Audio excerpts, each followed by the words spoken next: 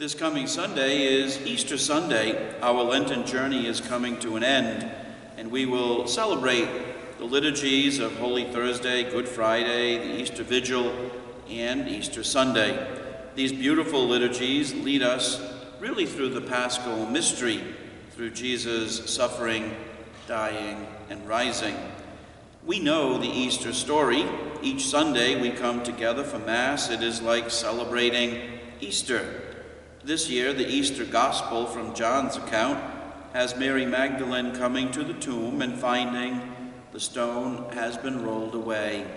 She tells Peter and the other disciple, John, and they both run to the tomb. They find it empty, as she said, with burial cloths lying about. Let's take a listen to John chapter 20, verses 1 through 9.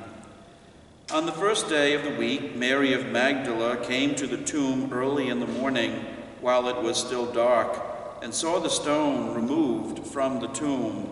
So she ran and went to Simon Peter and to the other disciple whom Jesus loved and told them, "They have taken the Lord from the tomb, and we don't know where they put him." So Peter and the other disciple went out and came to the tomb. They both ran, but the other disciple ran faster than Peter and arrived at the tomb first. He bent down and saw the burial cloths there, but did not go in. When Simon Peter arrived after him, he went into the tomb and saw the burial cloths there, and the cloth that had covered his head, not with the burial cloths, but rolled up in a separate place.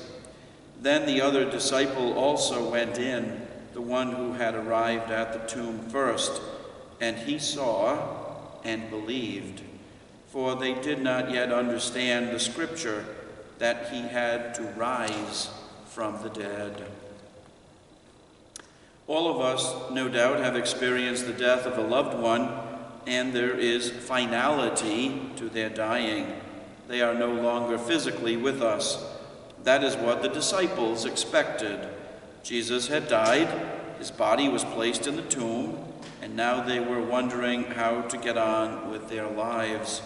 They were possibly trying to sort out many things that he had said to them, some things about his own death, about dying, about rising.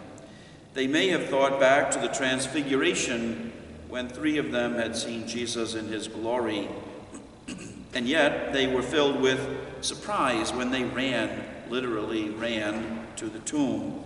Who wouldn't run with the kind of news that they had heard from Mary Magdalene? An empty tomb? Shouldn't there be a body in that tomb? Has someone taken the body?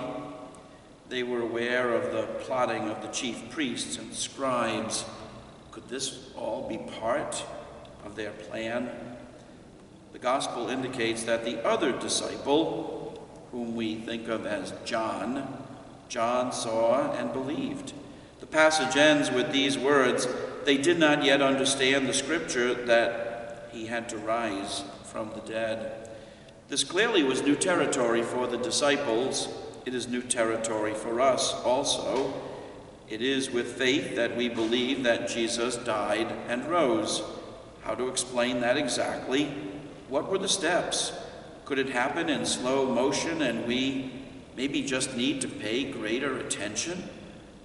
It is part of God's plan and was worked out in his way and in his time. We simply know that Jesus will appear to his disciples, and others will see this in the Gospels during the Easter season.